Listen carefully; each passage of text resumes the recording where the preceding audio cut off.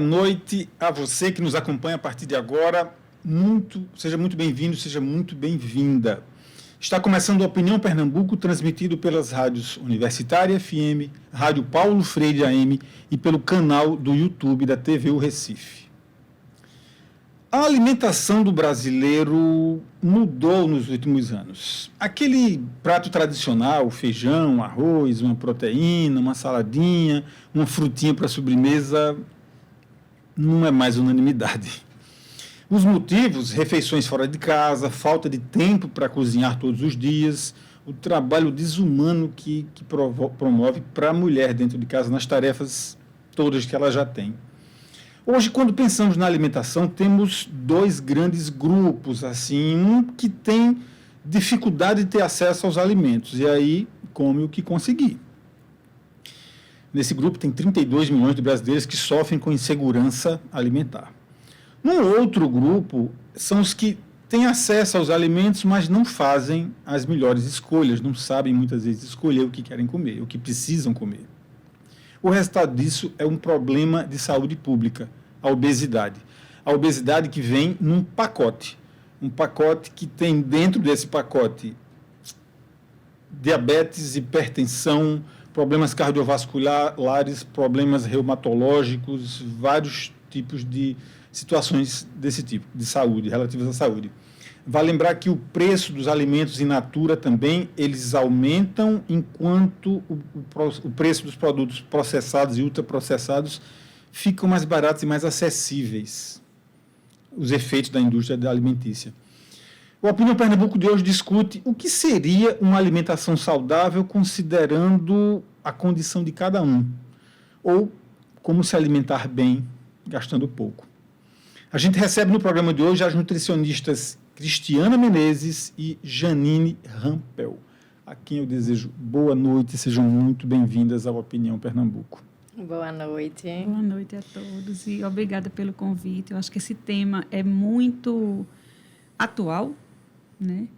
E vamos seguir aí, né, Janine, vendo. Lá no começo de tudo, eu diria assim, que tem gente que quando escuta a palavra dieta já pensa, vou ter que deixar de comer alguma coisa que eu gosto. Ou então pensa assim, não preciso me preocupar com isso não, eu já como certinho. Ou então, eu não estou doente, para que eu preciso de dieta? Você vê que a palavra dieta tem interpretações diferentes na cabeça das pessoas. Então, eu começaria perguntando para as duas nutricionistas, cada uma com a sua especialidade, e a gente vai discutindo essas especialidades ao longo do programa. O que é para vocês dieta alimentar?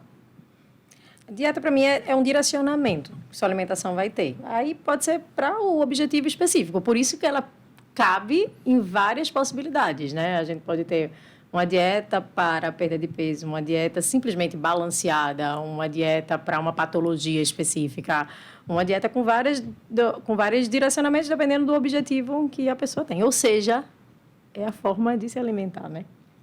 Esse nome, inclusive, hoje, né, Cristiana, as pessoas estão até com medo de falar o nome dieta, né? Porque muitas vezes se associa a necessariamente privação. Exatamente. Né? E você fala assim, tá de dieta é privação. Mas não necessariamente a gente... Pois é. Na verdade, a gente tira, quando precisa tirar, alimentos que fazem mal à pessoa, né? Eu acho que quem fala até... Quem contribui negativamente para um conceito errado é até Roberto Carlos naquela frase dele, né? Que o que é bom, né? Ou é imoral ou é... não sei o que, ou engorda. Ilegal, né? Imoral ou engorda. Né? Então, ilegal, imoral ou engorda, né? Então, na verdade, necessariamente porcaria não engorda magro, né? E mato não emagrece gordo.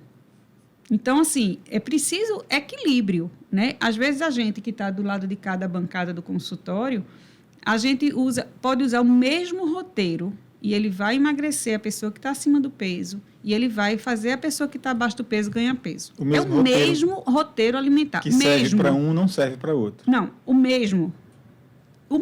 Mesma quantidade de carboidrato, de proteína, de raízes no café da manhã. Aquele roteiro que o nutricionista faz, que tem o café da manhã, pode isso ou aquilo, aquela quantidade. Para a pessoa que precisa ganhar peso, ela vai ganhar peso com a mesma quantidade. E a pessoa que precisa emagrecer, ela vai emagrecer. E todos os dois vão dizer, nossa, nem parece que eu estou fazendo regime. Porque é um roteiro adequado. Né? Às vezes a gente sai um paciente acima do peso e entra um paciente abaixo do peso.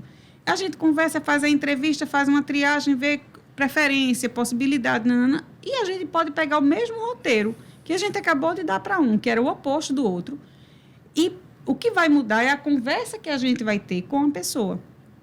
Porque, na verdade, a gente precisa da habilidade de entender a possibilidade. Veja, não adianta a gente passar verdura crua para quem não come cru e passar verdura cozida para quem não suporta verdura cozida.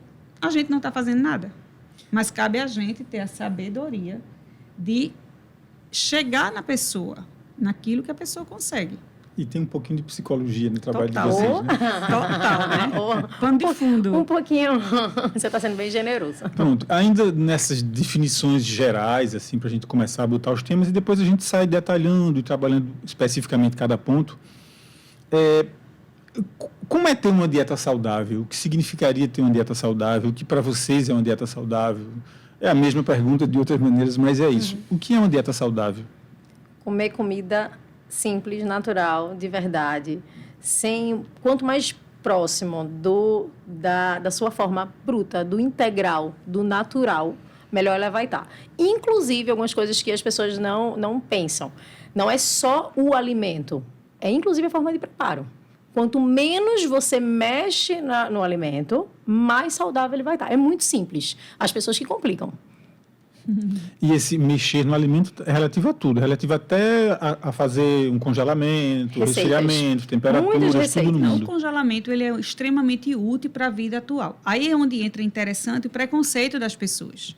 Porque nem tudo que é embalado é necessariamente, tipo, venenoso. Né? Aquele alimento que tem só congelados, legumes, aquilo é um coringa maravilhoso para a rotina alimentar. Aí eu digo para as pessoas assim, veja, existe uma escala de o melhor alimento possível é aquele que você plantou no fundo do quintal, foi lá, colheu na hora e levou para a panela. Esse é o melhor de todos do mundo, né?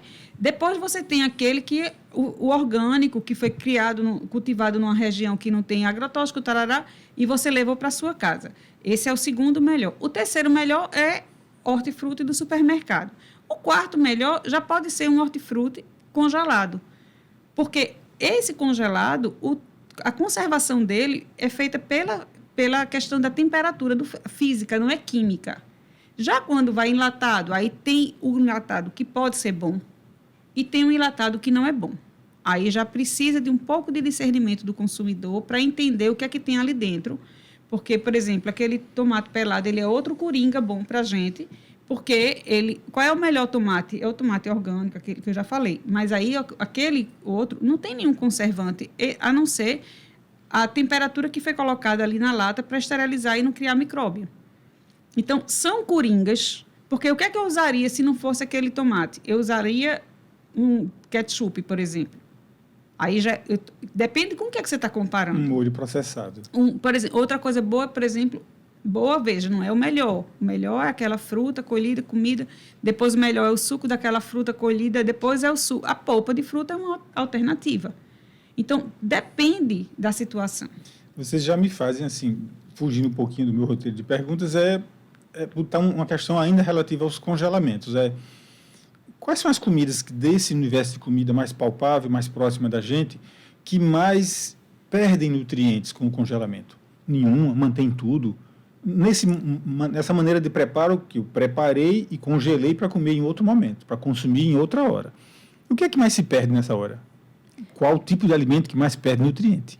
Não é tipo de... Acho que a parte dos vegetais ela tem uma perda, mas é uma perda, eu concordo com o Cristiano, é uma perda que eu não coloco isso como sendo um empecilho na hora da prescrição. Prejuízo. Porque a partir do momento que a gente escolhe o congelado, eu estou escolhendo congelado porque existe uma necessidade de congelamento. E não é uma perda que chega a ser significativa, que vai de encontro à prescrição, diferentemente dos produtos que têm adição de conservantes, de aditivos químicos.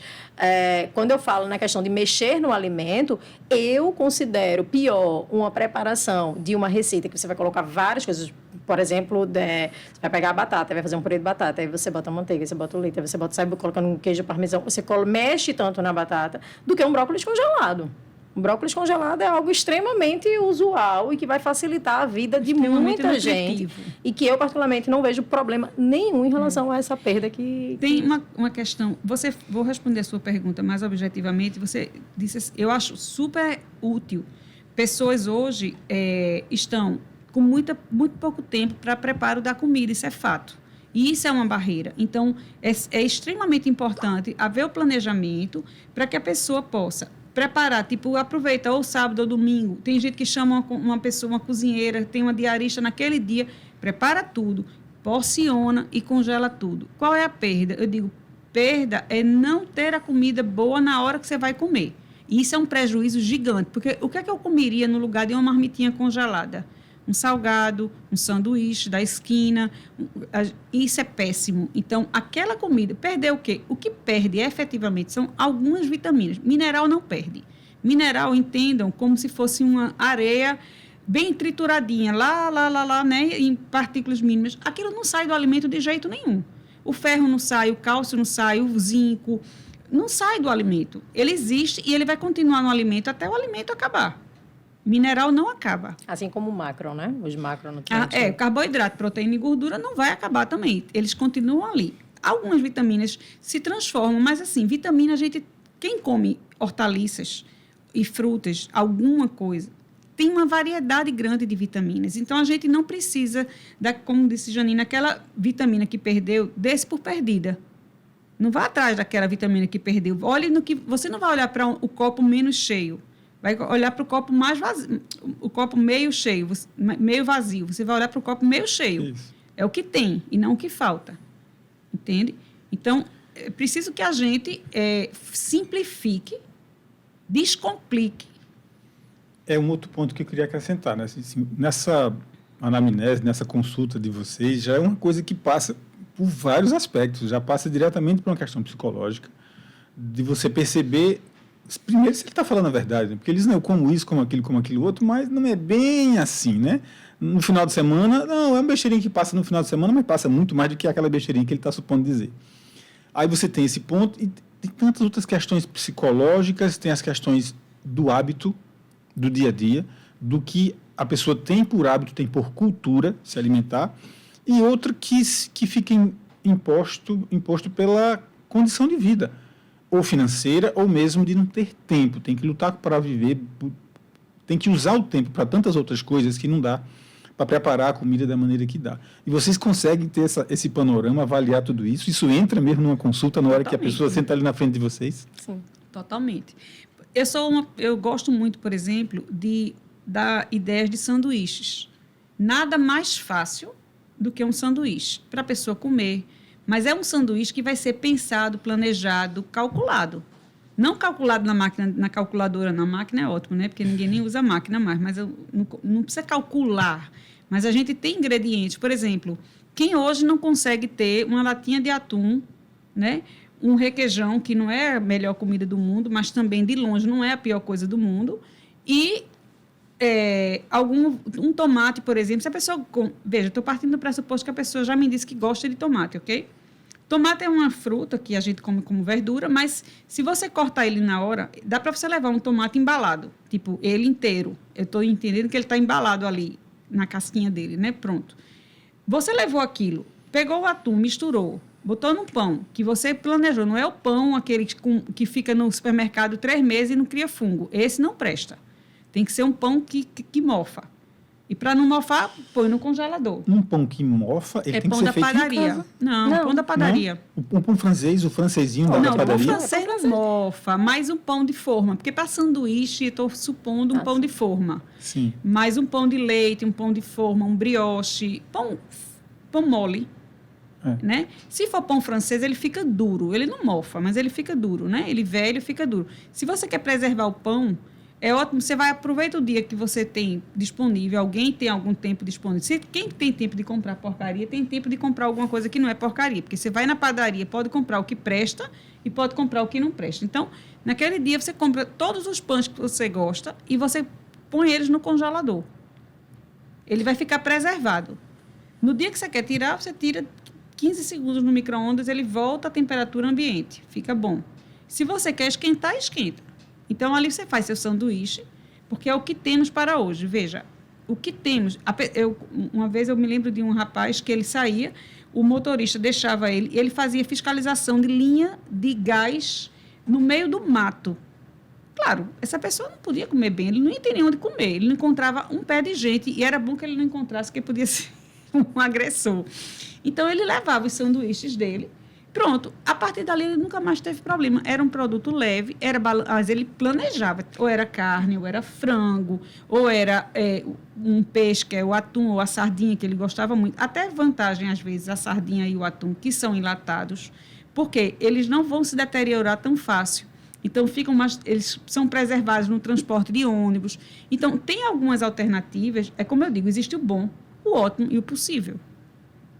A pessoa que tem alguém que prepare a comida todo dia, uma comida fresquinha, uma saladinha, isso aí é o padrão ouro.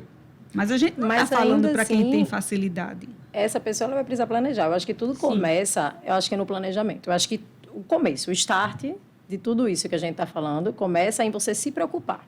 Sim. Eu acho que o que falta hoje em muita gente é a preocupação em fazer dar certo. Eu acho que tudo começa por aí. A partir do momento que você tem uma preocupação em querer que isso funcione, você vai pensar nas possibilidades e aí você vai desenhar algo específico para você, que é exatamente o que a Cristiana está falando. O que funciona para um não necessariamente vai funcionar para outro. Não necessariamente um vai precisar do sanduíche, já o outro vai ser a salvação da vida dele. Então, esse direcionamento e a preocupação, ela traz possibilidades. Eu acho que hoje o que falta, a gente tem mais de 50% da população do Brasil acima do peso, é a preocupação, é a educação. É uma educação, é uma base de preocupação com a alimentação saudável. A gente precisa se preocupar, a gente precisa entender o que gera uma alimentação de má qualidade e a preocupação em fazer dar certo, que eu acho que se perdeu um pouco. Eu acho que você sair de casa simplesmente achando que vai dar certo. Comer difícil, comer saudável é difícil. Realmente, se você saiu e nem pensou em comer saudável, é totalmente difícil. Mas a partir do momento que você se preocupa, eu acho que não faltam possibilidades da gente fazer isso acontecer. Quando a Cristiana falou ali, levantou o pão, sanduíche. Não, prepare um sanduíche, pense no sanduíche. Eu disse, meu Deus, eu nem como pão. Eu tirei o pão da minha vida já há alguns anos e aí eu disse, eita, já comecei errado por aí. Mas vamos lá. Não começou errado. O pão é uma necessidade. Eu falei o pão enquanto necessidade, enquanto possibilidade. Mas, para reforçar o que você vai dizer, ou para ajudar no que você vai dizer, eu lhe faria a seguinte pergunta. O que é que os povos mais saudáveis comem? Porque a gente já falou de pão, a gente já falou de verdura, a gente falou de carne, a gente falou de várias coisas que são os hábitos nossos do brasileiro, mas olhando lá para fora, assim, o que é que os povos mais saudáveis comem? Existe um estudo feito já há décadas, que apontava os lugares onde as pessoas tinham uma longevidade, tinham uma relação de longevidade e de hábitos saudáveis, que se entendia que tinha a ver esse conjunto de hábitos saudáveis, da alimentação, de tudo isso junto. Era uma ilha, a ilha de Okinawa, no Japão, era uma determinada cidade na Itália, a Califórnia apareceu, uma determinada cidadezinha pequenininha na Califórnia apareceu também nesse estudo, depois Itália e Grécia, em pequenas cidades, pequenas localidades. E nesse estudo se apontava que eles conseguiam um melhor resultado nessa relação dos hábitos alimentares, claro que isso é combinado com a atividade que eles fazem e com um ritmo de vida. Mas olhando para a comida, o que é que se come? O que é mais saudável? O que é que as pessoas que melhor resolvem essa equação comem? Primeiro, não comem muito. Dizem que é 80% da capacidade. Em vez de você comer 100%, ou 120%, ou 150% do seu estômago, comer 80%. Terminar a refeição ainda com possibilidade de caber mais alguma coisa, né? E isso é um... Não perco o raciocínio, não. Eu queria interromper, mas me desculpe. Só o seguinte, se eu como 80% do que caberia, ou da minha fome, ou do meu tanque ali, eu vou encher só com 80%, eu vou habituar meu corpo a esses 80%. Ele, no momento, não vai achar que os 80 são 100 agora, que, na verdade, os 100 são esses 80, E se eu pensar de novo nos 80, eu vou estar regredindo a cada vez. Era só por isso. Veja, eu acho assim, esses cenários, eles são bolhas. Pensar no que eles comem é muito complicado transportar para a gente. Eu preferiria pensar o que é que nossos antepassados... A gente não tinha essa obesidade que a gente tem hoje. O que é que a gente faz hoje que nossos antepassados não faziam? Porque se a gente for... A gente é daqui do Nordeste. Então, se a gente for ver o nordestino, aquele homem lá do campo, que nunca faltou comida, né, de verdade, assim, nunca faltou comida, exceto dessa de escravidão, dessa desnutrição, dessa pobreza que houve. Sim. Mas, assim, pensando em pessoas que têm acesso à comida normal, como hoje. As pessoas que tinham e as pessoas hoje que têm. O que é que a gente hoje faz que eles não fazem, que eles não faziam? São os ultraprocessados. A virada de chave são os ultraprocessados. A virada de chave, eu lembro, né, que não tinham restaurantes para a gente ir nos fins de semana com facilidade. Então, naturalmente, a gente comia as comidas de casa, ia para a casa de uma avó, para a casa da outra avó, ou ia para a casa de um tio, os primos se reuniam. Por mais extravagância que a gente fizesse, a gente comia... Era o quê? Que o exagero era creme de leite e leite condensado. Era o exagero, era o máximo da fartura e da transgressão do fim de semana, era comer alguma comida feita com isso. Aniversário de criança, a gente fazia a festa da gente. A gente, mamãe chamava, os filhos os amigos iam lá para casa, a gente que enrolava os brigadeiros, fazia as coisas e tudo, montava aquela mesa, comprava um quebra-panela, que era uma panela de verdade, uma panela de barro, cabia pouquíssima bala ali dentro, nunca existiu sacolinha, quando eu era criança não tinha sacolinha, e a gente brincava muito. Hoje as festas são verdadeiras orgias. Exatamente, se coloca na altura da criança a comida que é pior do mundo para a criança. Tem um aplicativo que eu acho ele muito útil, que é o Desrotulando. Quando você vai ver aqueles bombons de criança, esse aplicativo ele dá a nota do alimento de 1 a 100. 100 são os alimentos puros, como o Janine falou no começo, os alimentos que são integrais, originais. Em festa de aniversário de criança não deve ter muita coisa assim, mas não tem 50, nada. não, né? Não tem nada. É impressionante. E aí, aquela família que cuida, que dá a comida saudável, ela vai ser execrada, porque ela vai ser considerada xiita, ela vai ser considerada um ET, ela vai ser considerada... Porque ter fruta para a criança comer é péssimo, entende? A gente que é adulto, que não quer comer porcaria em festa infantil, a gente passa aperto, porque não tem opção. Não é que só tenha, não é que não possa ter porcaria, mas poderia ter coisas boas, mas coisas boas dão mais trabalho. Você transportar fruta, vai fazer uma festa de criança com 50 crianças e você vai transportar fruta, vai transportar... Então, e aí entra em outra questão, os hábitos, né? Se você chega com a mesa de fruta, as crianças vão dizer, meu Deus, que festa é essa? Que não tem sacolinha, não tem fruta. Eu acho que está muito relacionado a isso, aos hábitos que, quando você pergunta da questão de quais populações são as mais saudáveis do mundo, são as que comem pouco e alimentos mais naturais possíveis. A gente vai, se você olhar todas elas vão mudar o perfil, às vezes, de consumo de carboidrato, de proteínas, vai achar vários perfis, mas em todas elas, a unanimidade, o que a gente acha em comum é comer menos, se movimentar de alguma forma e alimentos naturais, que é de encontro ao que está sendo cada vez mais cultuado dentro da nossa população, Eu infelizmente. lembrei agora de uma amiga que tem 2 filhos que acho que ainda não chegaram na adolescência e um deles, acho que o mais velho, ele é diabético e toma insulina. Então, imagina o que é fazer uma festinha de aniversário para ele, que ele não pode ver uma coxinha, ele não pode ver um doce, ele não pode um brigadeiro, ele não pode nada disso. Então, assim, e mesmo ele tomando a insulina, então liberaria ele talvez de tomar alguma coisinha, comer uma pequena parte disso, mas montar uma festa para ele, que tem que ter o irmão, que tem que ter os amiguinhos, que tem que ter essa comunidade com quem ele convive, é sempre uma equação difícil de fechar. A gente está fechando já o primeiro bloco, essa conversa está indo rapidinho. Vou deixar uma questão para a gente pensar e na volta a gente responder, que é, vamos olhar para as classes C, D e E. Em geral, elas não se alimentam bem. Eu estou elencando 3 motivos, se tiverem mais, vocês podem me trazer e a gente discutir sobre esses motivos. Hábitos alimentares, a questão financeira do custo do alimento e o tempo desperdiçado na preparação desse alimento. Será que só esses 3 motivos explicam? Qual desses 3 motivos é o que mais pega, é o principal? Vamos pensar nisso, mas vamos pensar nisso no próximo bloco. Esse é o Opinião Pernambuco, sendo transmitido pelas rádios Universitária FM, pela Rádio Paulo Freire AM e pelo canal do YouTube da TVU Recife. Se você conhece alguém que está precisando de umas referências alimentares aí para melhorar a dieta, os hábitos alimentares, pega o link desse programa e manda para essa pessoa que eu acho que ele vai gostar, tá bom? A gente faz uma paradinha rápida para o intervalo. Eu estou aqui com Cristiana Menezes e Janine Rampel. As duas são nutricionistas e estão nos ajudando nessa conversa. Paradinha rápida, a gente volta já.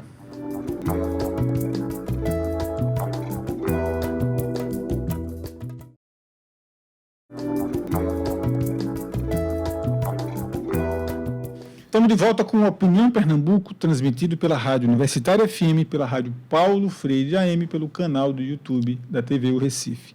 Hoje a gente está falando de alimentação saudável. A gente pensou no Guia da Alimentação Saudável, que foi uma publicação do Ministério da Saúde, se não me engano, em 2006, depois uma reedição em 2014, talvez tenha tido outra depois, eu não sei, mas ela é uma referência muito boa para a gente trabalhar a alimentação saudável de quem precisa, da maneira que se pode ter essa alimentação saudável.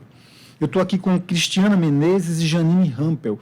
As duas são nutricionistas, olha que batalhão bom danado para responder um monte de perguntas para a gente e para ajudar a gente a entender o que é uma comida saudável, mesmo não tendo toda a condição do mundo financeira, ou mesmo de tempo, ou mesmo de hábito que precisa mudar, para a gente construir essa alimentação saudável. Eu tinha colocado no bloco anterior um ponto específico dessa galera que está em classe C, D e E, que não tem tanto poder econômico para comprar o que precisa, comprar o que quer, o que dá vontade de comer, mas que precisa se alimentar bem também. E aí eu apontei 3 pontos que poderiam justificar para a gente analisar e encontrar saídas para o que é possível encontrar, saídas para esses 3 pontos. O primeiro, o hábito alimentar, que já é uma coisa que complica os hábitos alimentares das pessoas, depois o custo do alimento e, por último, o quanto se dá prioridade ao tempo na preparação do alimento. Eu deixo com vocês, vamos discutir sobre isso. Eu estou falando agora especificamente para essa galerinha que não tem tanta condição de comprar, que nunca viu um mirtilo na frente na vida, por exemplo. Mas não precisa de mirtilo para ser saudável, né? Então, eu acho que os 3 pontos, tá? Hábito, entendo que é difícil mudar e eu acho que é importante falar isso para as pessoas não simplesmente acharem que simplesmente é mudança, estou fazendo uma dieta para mudança de hábito e tudo vai correr bem e mudou o hábito. Não é assim. Vai precisar ter dedicação, vai quebrar a cara, tem que achar alternativa, mas se resolve, tá? Esse é o primeiro ponto. Em relação a custo, sim, existe... Acho que não só dos produtos naturais, dos industrializados, enfim, está tudo aumentando, mas eu não colocaria a alimentação saudável nesse pilar que muita gente coloca de ser mais cara. Não acho, não concordo. Acho que se você quiser já começar a alimentação saudável e com preço mais justo, vai na feira. Né? Se feira livre é o melhor lugar para se fazer. Você já elimina sair comprando um bocado de coisa que você não deveria e vai ter a melhor alimentação possível dentro de um custo menor. Logicamente, tem a questão dos hábitos que vão pesar dentro dessa decisão e tem uma feira perto que também pesa. Mas aquela partezinha lá do supermercado que fica uma parte dos vegetais, se você se limitar a ir, colocar uma listinha do que você vai comprar de industrializado e você priorizar a feira dentro dos alimentos mais naturais, você já tem um custo menor dentro de uma acessibilidade maior do que se você for para os industrializados fit. Esses aí são caros. Tem um ponto específico para você que é assim, você é um nutricionista que tem uma dedicação maior com o esporte, com quem está na prática mais pesada de esporte, digamos assim. E para o atleta, ou quem quer um desempenho no esporte, ele precisa ter muito controle da cabeça, porque ele precisa controlar muito o que ele come para não fugir da dieta, não sair comendo besteira. E esse controle da cabeça tem muito a ver com, por exemplo, com o tempo de preparação da comida. Ele tem que dedicar parte das energias dele a se preparar, a preparar a comida, a levar a comida de casa para não ter que comer na rua, a ter uma série de fatores que são da força de vontade de cada um de mudar os hábitos, não é isso? Vou lhe dizer mais. Tudo que você quiser que dê certo na sua vida, você vai ter que dedicar tempo. Não é só isso. Eu Conclua, enxergo, por favor. Eu enxergo como, eu sempre digo assim, pense em Cristiana proteína, proteína. O ponto X, eu acho, é proteína e hortaliças. Mas hortaliças é fácil de a gente tratar porque é de senso comum. Todo mundo sabe que verdura é saudável. As pessoas não têm consciência de como é importante a presença da proteína no prato. A gente ainda precisa traduzir exatamente o que é proteína para todo mundo. Exatamente. Vou Porque explicar para a maioria bem das pessoas que está direitinho. ouvindo a senhora falar em proteína, está lembrando da carne e do frango. Então, O pior é se for da ovo- salsichinha, né? Então, pois então, isso não é proteína. O que não é proteína, que as pessoas usam dois nomes, que é carne, de maneira geral, e usam também mistura, né? No popular existe essa cultura de chamar de mistura, né? Que eu sempre achei muito estranho, mas aprendi assim, né? Convivendo com as pessoas. E a proteína, então, vai ser as carnes todas, de todos os animais, ovo, né? Que eu digo que não é ovo, são ovos, porque uma porção, no mínimo, são 2 ovos, porque um ovo é pouca, a qualidade é excelente, o preço ainda é excelente, mas a quantidade é pouca, porque um ovo é pouco. Se você bota 2 ovos, 3 ovos, já começa a pensar que ali a porção de proteína. Proteína é o ingrediente que a gente usa para fabricar músculo, para fabricar pele, cabelo, sangue. Ou seja, para a gente viver, a gente precisa da proteína. E proteína é o item mais caro do cardápio. Então, é por ele que a gente precisa começar. Porque se a gente abastece o carrinho de todas as massas, abastece o carrinho de todos os biscoitos, que aquilo não deveria existir, não deveria nem fabricar biscoito, esse industrializado, né? Deveria ser outro, mas ele existe e ele é barato, e é gostoso, e é perigoso. Então, a gente tem que pensar. Mas vamos voltar para a proteína. Então, tem o feijão, que é um item também que está caro, mas ele é indispensável, sim. Então, vamos pensar, você pode diluir o feijão, botar outros ingredientes para fazer render o feijão. A cebola está mais barata, enche o feijão com cebola ou ralada, ou picadinha, ou pega os temperos, cebola e coentro, liquidifica e põe no feijão. Isso vai enriquecendo o feijão e faz aquele feijão, aquele quilo de feijão, fazer um volume maior. A gente não brinca, né? Chegou alguém, bota água no feijão. A água não é mais nutritivo no feijão, mas outros ingredientes fazem o feijão render, né? E aquilo fica tudo muito nutritivo. Então, o feijão, o arroz. Arroz ainda tem um preço em conta, né? Tem o cuscuz, que é indispensável. A gente pode perder a vida, mas não perde o cuscuz, né? É um hábito nordestino. É um já. hábito, uma cultura, um endeusamento, um prazer, uma força muito grande que ele tem. E aí, só que eu digo, a gente pensa assim, cuscuz com sardinha. Não, vamos pensar sardinha, eu vou comer com o que a proteína? Esse é o ponto, entende? Então, vamos partir da proteína, partir dessa substância que vai estruturar a gente. A gente precisa dessa estrutura em todas as refeições, todas. Se vai fazer 2, tem que ter nas 2. Quando eu digo tem, eu quero dizer que é necessário nutricionalmente. Se não pode, a gente conversa de outra forma, tá? Tem as proteínas vegetais e tem as proteínas animais. Eu estou falando num cardápio onívoro, que é aquele que come tudo.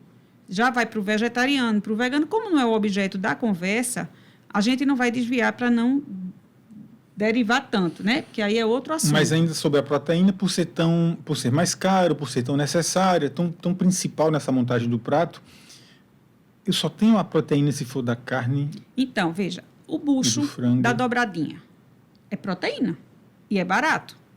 Fígado é proteína e é menos caro, não é barato. Frango, se consegue partes do frango que são menos caras. Não existe nada, pergunta completamente leiga, não existe nada vegetal que eu vou encontrar proteína? Completo, não. Completo, não. Tem, os vegetais todos que têm proteína precisam de outro vegetal para fazer uma composição. E aí eu digo assim, já é um pouco mais de ciência, sabe? Para poder a pessoa fazer balanceado.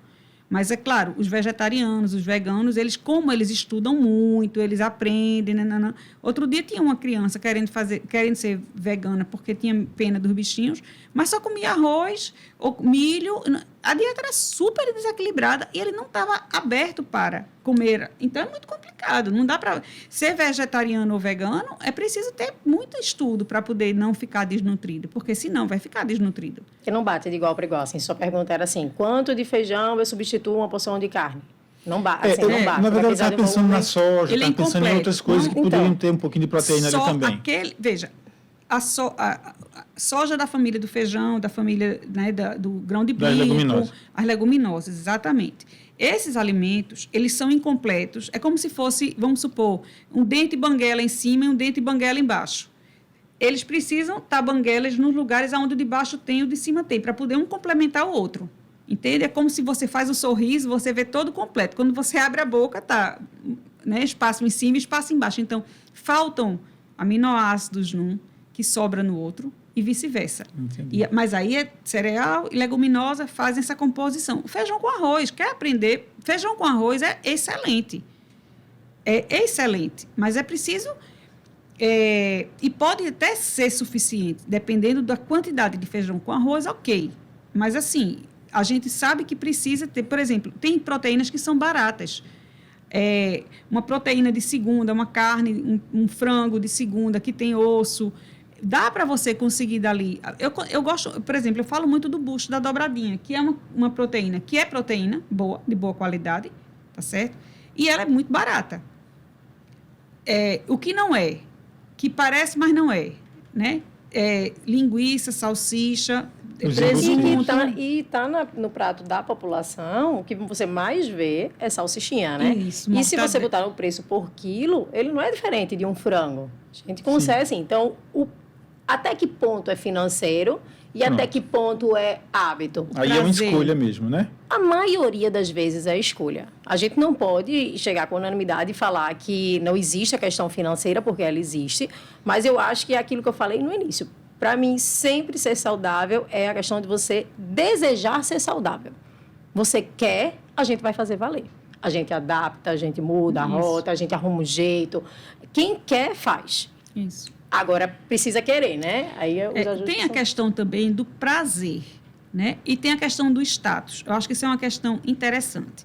O status de comer o embalado é diferente do status de comer a comida artesanal. Você comer um pão com ovo, que é muito nutritivo, não tem nenhum status. Você não dá para comer um pão com ovo. Eu estou aqui, mas se eu abrir aqui um pacote de uma coisinha, é simpático. É socialmente aceito, né? Simpático. Eu acho que tu atende adolescente também, né? Total. É a coisa mais comum no atendimento de adolescentes na idade escolar, é a gente não conseguir colocar lanches como artesanais. A gente não consegue. É feio. Existe artesanais são esses sanduíches prontos em casa. Comida feita em casa. Até mesmo uma fruta, castanha, não é socialmente aceito. Isso é unânime, tá? Eles não querem, eles querem levar... Você pode botar a barrinha, você pode colocar um biscoitinho, você pode colocar, no máximo, um sanduíche. E aquele saquinho de amendoim também pode ser, porque ele é embalado. Daqui a pouco vai ter mãe guardando aquela embalagem do sanduíche da lanche do McDonald's da vida para levar para casa, montar um sanduíche, botar ali dentro e mandar ele para o colégio para a escola. Sabe uma coisa que eu vi, Janine, uma coisa interessante que eu escutei recentemente, né? Está havendo uma mudança, né? A gente está com uma população super obesa e estão havendo muitos tratamentos para essa redução da obesidade. E alguns tratamentos, eles estão mudando a forma dos ex-obesos pensar sobre comida. E esses ex-obesos, a partir desses tratamentos, eles estão focando mais na comida natural e etc. Eu vi uma reportagem recentemente falando que as indústrias de refrigerantes, eu não gosto de falar os nomes, que eu realmente detesto, quero nunca lembrar. A gente, pelo menos aqui, a gente pode. Não, tem essa liberdade. Porque é uma questão de eu não querer ficar propagando, entendeu? Sim. Por isso somente. Mas os refrigerantes, esses sanduíches fast food, essas porcarias todas aí que a gente chama... que eu estou falando porcaria como nutricionista, porque como pessoa eu não posso dizer que eu não gosto. É diferente, mas eu estou falando porcaria enquanto nutricionista. Mas essas já começaram a repensar na Bolsa de Valores, perdendo ações. O valor da ação está caindo, porque já estão pensando como é que eles vão reposicionar o negócio. Mas já estão reposicionando, né? Para poder, mas isso em off depois... É uma luta para confundir o consumidor. Não, veja, como se o produto veja se fosse você saudável. entendeu, veja se você ser. Não, entendeu. eles estão com um novo mercado. Eles estão com a linha, tem marcas famosas de produtos Isso. ruins, que elas já lançaram novas marcas dentro da linha saudável. Reestruturando totalmente o conceito dela como marca.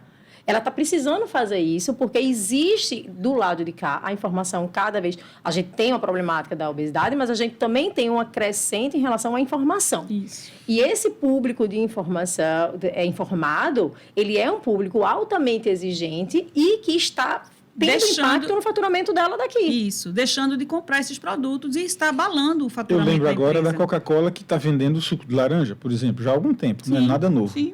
A Coca-Cola está com outra marca, com outro Isso. nome já, inclusive. Isso. E vendendo produtos excelentes. Excelentes. Produtos para jeito nutricionista. Que a excelente. gente- Ninguém sabe nem que é Que Coca-Cola. eu fiquei Já- desconfiadíssima, porque só em ter a grife eu já fiquei achando que era uma Uhum. pegadinha. Não, eu sei. Já que a Então, gente falou em produtos excelentes, eu vou fazer a pergunta inversa. Existem alimentos processados, industrializados, que valem a pena, Totalmente. que segura a onda ali, pode consumir, que está garantido? Totalmente. Tem muita Hoje já- pegadinha, né? Mas tem muita Sim, coisa boa. sim. Tem uns produtos hoje, nessa linha do que a gente estava falando, tem uma linha de iogurte, por exemplo, que o corante é da beterraba e não tem gosto de beterraba. Que o corante é de cenoura e não tem gosto de cenoura. É o corante. A indústria... Então, conversando com uma colega que é da indústria de alimentos, eles hoje... A indústria que vende o corante natural, ter corante não é ruim. Açafrão, coloral, cúrcuma, são corantes. Então, o corante é bom. Tem que ser uma origem boa. Né? Então, essa indústria ela consegue colocar ingredientes que são bons, um adoçante que é melhor do que esses outros adoçantes. Então, ela tem todo, como eu chamo, um desenho tecnológico pensado para ser bom. E o custo não é mais caro do que um semelhante porcaria, entendeu? A gente pensou esse programa a partir do guia. Eu vou trazer algumas informações, um resumo bem resumido mesmo do guia, porque existe uma versão mais simplificada, bem completa e a mais simplificada. Então, eu resumi a mais simplificada só para trazer aqui o contexto para o programa, para a gente continuar discutindo, sabendo que é incrível, como a essência do que a gente está discutindo é muito mais hábito. A gente já concluiu, repassando aqui para quem está acompanhando, a gente já repassou que a questão financeira nem é tão pesada assim. O hábito alimentar é muito mais, importa muito mais nesse contexto da alimentação saudável. Então vamos lá para o guia. O Guia Alimentar para a Produção para a População Brasileira, elaborado pelo Ministério da Saúde, tem como objetivo promover a alimentação saudável e prevenir doenças relacionadas à nutrição, como a obesidade e doenças cardiovasculares. É isso que dizia lá no guia. O guia é baseado em 5 grupos de alimentos. O primeiro grupo, aos alimentos energéticos, pães, arroz, massas, batatas, mandioca e milho. O segundo grupo, legumes e verduras. O terceiro, frutas. O quarto, leite e derivados. O quinto e último, carnes, ovos e leguminosas. O guia indica que a alimentação deve ser variada, composta por alimentos in natura ou minimamente processadas. Tudo isso que a gente está discutindo aqui. Como é bom isso, esse encontro de contas aí. E limitar o consumo de alimentos ultraprocessados, como refrigerante, biscoito recheado e salgadinho. Também recomendo que as pessoas evitem o consumo excessivo de sal, açúcar, gorduras saturadas e trans, que a gente vai traduzir o que são as gorduras saturadas e trans, porque o sal e o açúcar a gente já conhece. Mesmo assim, alguns produtos, alguns produtos que nós consumimos têm açúcar e sal meio travestido, meio camuflado ali dentro. A gente vai tentar entender isso talvez agora. O guia também destaca a importância do consumo de água e atividade física para uma vida saudável, essa combinação também. Agora eu deixo com vocês, traduzindo aqui o resumo bem simplificado do guia, o que é gordura trans e gordura saturada e como é que os alimentos trazem o sal e a gordura camuflados. Vamos lá. Sal, a gente tem muito em produtos industrializados, né? Até porque ele é uma forma de conservante. Então, é algo extremamente comum. Os produtos industrializados, eles, por serem industrializados, a maioria já vai ter... Não perca o raciocínio. Lembrei do meu irmão que trabalhou numa empresa, ele trabalha com manutenção elétrica, e aí ele ficou muito surpreso quando, numa fábrica de sorvete, ele viu naqueles tonéis de preparação de sorvete, uma pessoa colocar um pacote inteiro de sal. Um pacote, assim, de 5 quilos de sal, jogar ali dentro de um tonel daquele na fabricação de sorvete. É uma coisa absurda. A gente não imagina a quantidade de sal que vai no sorvete. E nem de açúcar. Mas siga, por favor, do açúcar também, né? E nem de açúcar. E esse é exatamente o perigo. A partir do momento que a gente compra um produto industrializado, falando de sal e açúcar, você não tem noção.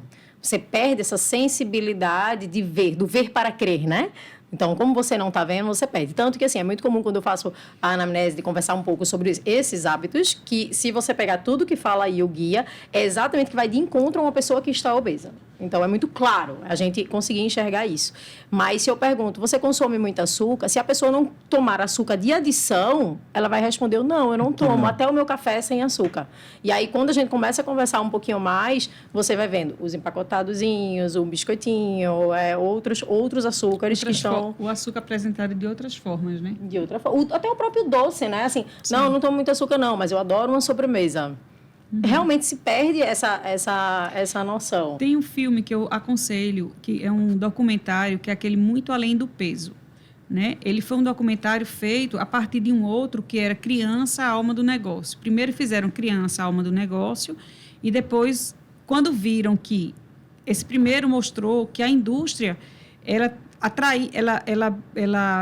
investiu maciçamente, direcionado o público-alvo ser a criança e não os adultos. E viu que a criança era a alma do negócio deles, porque a criança fazia a família consumir mesmo sem poder.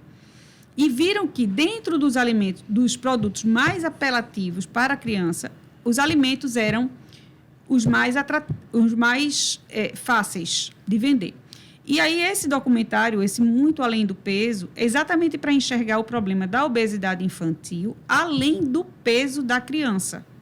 Porque é o que está por trás. E aí, nesse documentário, é bem interessante, ele está disponível no YouTube, esse documentário ele começa a fazer exatamente essa pergunta. Você acha que aqui tem gordura? Não, esse é bem sequinho. E aí, quando a pessoa, ele pega o óleo de cozinha e coloca em ml, num pote, quanto tem de gordura naquele pacote de salgadinho. A pessoa fica assustadíssima.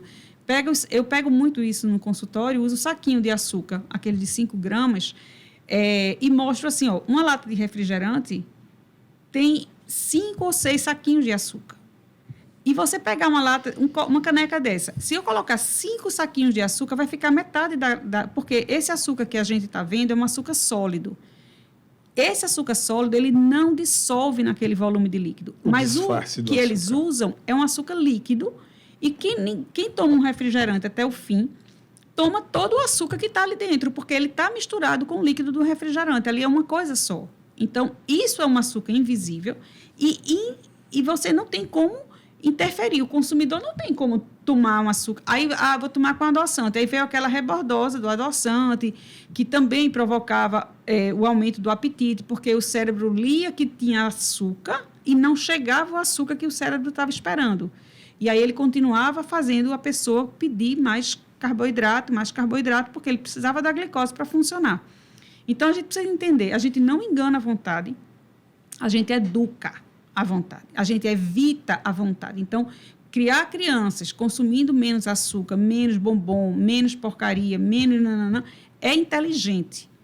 E a gente vai criando algumas alternativas. Hoje, graças a Deus, tem alguns salgadinhos, alguns pacotes, algumas embalagenzinhas que são menos menos perigosas, com menos sódio, com menos glutamato monossódico. O glutamato é um sal muito usado, ele deixa tudo muito aparentemente gostoso, ele abre a papila. A gente tem na boca, na língua, como se fossem uns botões de flor, fechado, de rosa, fechado.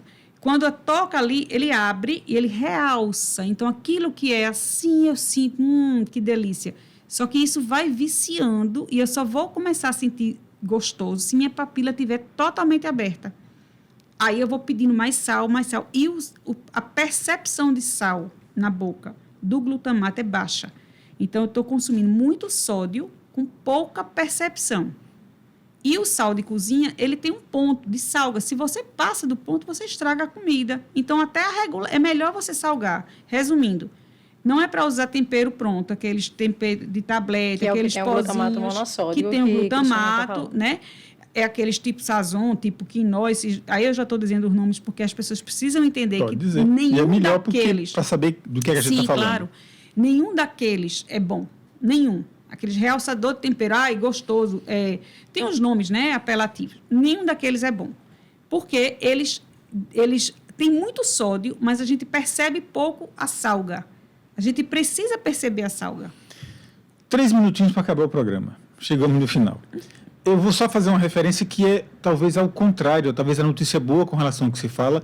Me confirme ou me corrija, porque, por exemplo, há algum tempo eu decidi cortar de vez o açúcar. E eu percebia que a minha necessidade de açúcar diminuía. E a percepção do açúcar aumentava. Por exemplo, a minha filha chegou lá em casa com como é que chama? Sabe o que é Monster?